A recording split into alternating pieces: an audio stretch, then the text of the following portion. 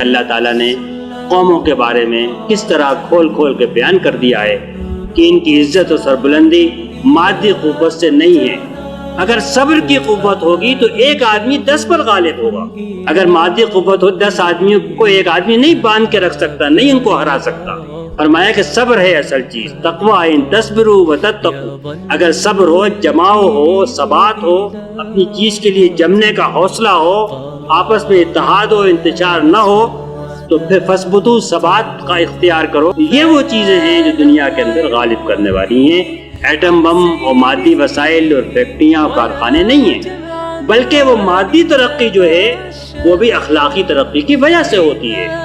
اگر اخلاق میں زوال ہو تو کارخانے کام نہیں کرتے، وہاں بھی مال گھٹیا بنتا ہے، وہ باہر ایکسپورٹ نہیں ہو سکتا، اس لیے کہ بددیانت لوگ ایکسپورٹ کرتے ہیں۔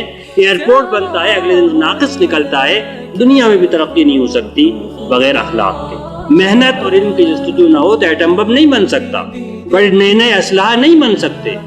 یہ مادی قوت سے نہیں بنتے، اخلاقی قوت سے بنتے ہیں۔ اس کی اصل چیز جو ہے یہ لوگوں کے اخلاق ہیں، اعمال۔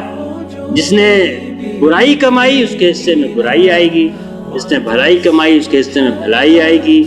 فرد کے حصے میں موت کے بعد آئے گی، قوم کے حصے میں اسی دنیا میں آئے گی۔ یہ قرآن کے قوانین ہیں، ان کو آپ غور فرمائیں۔